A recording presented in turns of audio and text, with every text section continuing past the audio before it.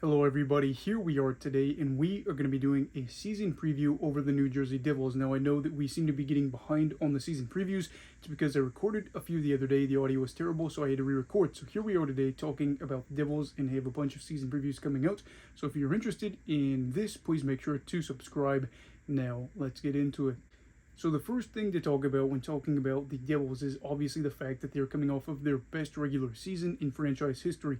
This is a club that was particularly good in the 90s and early 2000s when it came to getting to the playoffs and getting those runs that mattered most, winning the Stanley Cup. This past team kind of felt like it had the potential to be pretty special. Ultimately, they flamed out in the second round, but are very, very young and very, very enticing. So what are some storylines to watch out for the Devils this season? The first is whether or not the power play can improve. Now, the power play wasn't particularly awful last year. They finished 13th in percentage, so not too shabby there. And it's just one of those things where I feel like there is possible room for improvement. So looking at the things for the Devils that I think could improve are them averaging more time on their power play, just drawing more penalties. Last year, they finished 31st in the league for average time per power play or average time average on the power play. And it's one of those things with the group that they have, you're hoping with some of these younger guys, maybe push against some teams that defensively have some flaws, or maybe against some older players. Do things that will allow you to be able to get those extra penalties to help your team out and get a lot of goals. And then the second thing that really stuck out to me was the fact that shooting percentage wise, they were 16th in the league, so bang on average in the league. Something that you would probably hope for a better result when you're looking at some of the talent that's on this roster. So that right there, just getting some things that are simple, drawing more penalties, and then just getting more pucks in the back of the net. I know it sounds crazy, right? But also just doing it in the sense where you can be more dangerous with it. I went through the Devils game log, and I don't know if this is entirely accurate, so maybe it's not, but I went through all the times they're on the power play this season. And by doing so, they ended up only scoring 2 goals 4 times. So there wasn't a game where they went off for 3 or 4 power play goals. Hard to do, I know, but one of those things that you're looking at and really saying, man, if they could get some more power play opportunities and bury more, they could really make a lot of games easier for themselves. Maybe they could play around with minutes for their guys, as they are clearly motivated towards making a deep run. Is this really a main concern for me? No, I think it's just a storyline. Looking at the Devils, they improved a lot in a lot of areas as a team from this past season to the season prior to that, where it was just a disaster. And for the New Jersey side, this is one of those phases where if you're able to be better with an extra attacker or just extra attackers in general, it's going to help you out, whether it be the regular season or the playoffs, and just make your lives easier. I think with Devils, with the group that they have and just the growth that they could have, and then some of these guys getting their first bit of action in the NHL, we really could see a lot of good things here. And if they finished again where they're near the top 10, that's not a big deal to me. If they cracked into the top 10, great. Obviously, it's going to have to be something that is good going into the postseason as well, because if you're a really good power play team and then you flame out in the postseason, that's a problem. But in general, looking forward to seeing what this power play can give us this season. The second thing here is whether or not the Devils need to make a trade for a goalie. So last year, the Devils ended up throwing out 3 goalies for the season. That's actually pretty good for most teams. You would really like that ideal scenario. And so they had Kira Schmid, they had Mackenzie Blackwood, and Vitek Vanacek. So with it 3, obviously Blackwood's gone. He's in San Jose now. So you have Schmid and Vanacek. And they're both kind of interesting. So Vanacek is a player that was with the Capitals, ended up going to New Jersey last year, and had a pretty good year. He ended up having 33 wins in something like 52 games played, had a really good save percentage on the year, but ultimately just really seemed to hit a wall when it mattered most. Ended up having a 825 save percentage, if I'm not mistaken, in the playoffs. Yes, 825, stopping 99 of 120 shots against in 7 games played. And in 7 of those games, 4 of those, he allowed 4 or more goals. So not something that is really ideal for you. Is he going to be a guy going forward that you can rely on and say he's, the future of net, considering he's coming off of a 30-plus win season? That is going to be interesting to see with year 2 with him. As for Schmid, he's viewed as one of these very enticing prospects. Came on into the Devils and last year got something about 20 games played and was most notably known for his time with them in the first round, especially where the Devils really had their backs up against the wall with the Rangers being down 2-0 in the first round against the rivalries there. And then obviously he was able to save the day before running into some trouble into the second round against the Carolina Hurricanes.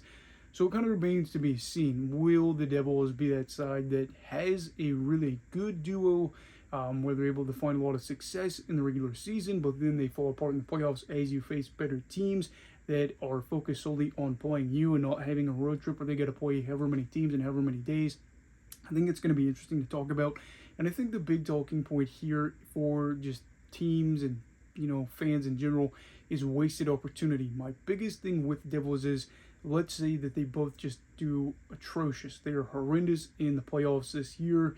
Would you panic and say, oh my gosh, this is another year wasted for a young team that's going to have a lot of money that possibly has to be thrown for multiple guys in different ways in the coming future? That is something you could argue. However, in my opinion, I think that what we saw last year, you could say that the Devils clearly were a side that was better than most of the teams in the league. They were able to finish like third in the standings. And at the moment, I think you can play around with this for another year, see how things go. And the point stands that you don't have to have the top paid goalie in the NHL to find success. Obviously, Carey Price was a goalie that was paid top end money, especially on his final deal to end out his time in Montreal. Well, Carey was an incredible goalie during his career. He never won a Stanley Cup. Obviously, if you were going to say that top-end goalies are able to win you cups, you would say, why didn't Carey win one? It's a team sport, and I think with the group in front of Vanecek and Schmidt, it's pretty good. So for right now, let's stand pat. But if things are going really bad, I guess near the trade deadline, figure something out if you want to do that. And then the final talking point here is, what can Luke Hughes bring to the table for New Jersey this year?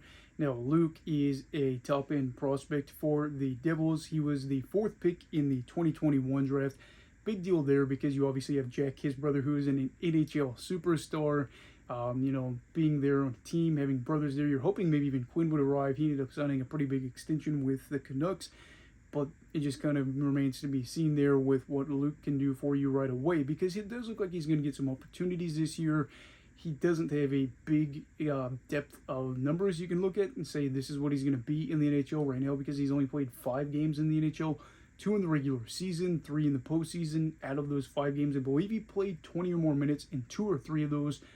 But I will say this about him: he is a guy that is, kind of getting ties to his brothers, unironically, especially looking at, Quinn, a guy that can quarterback a power play and can dish out the puck well. That would be a truly good thing for him.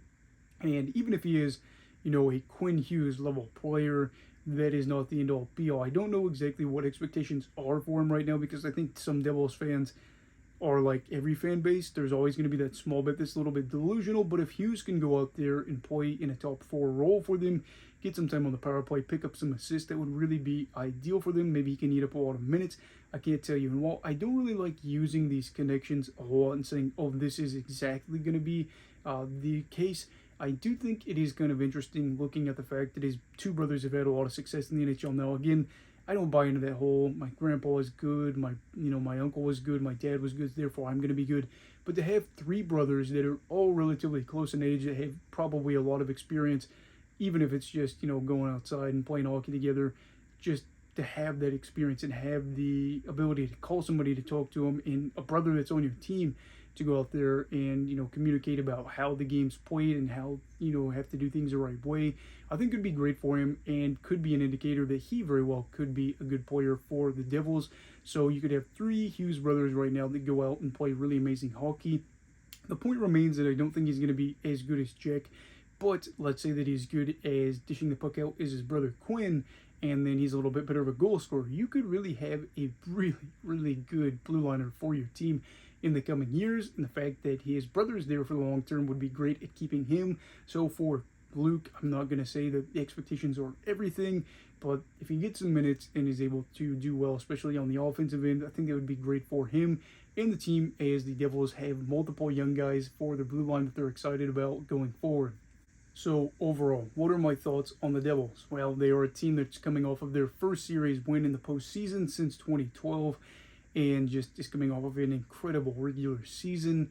this is a group that's got a lot of talent in a lot of areas, that is young, that is either proven or looks well on the way their way to be proven. And just, again, I can't really talk much more about how I feel about New Jersey without really sounding like I'm a fan of them. And I'm not a Devils fan, but I will say that they're going to be one of those teams that is the most exciting team, or one of the most exciting teams to watch this year, and very well could be the team that ends up lifting Lord Stanley.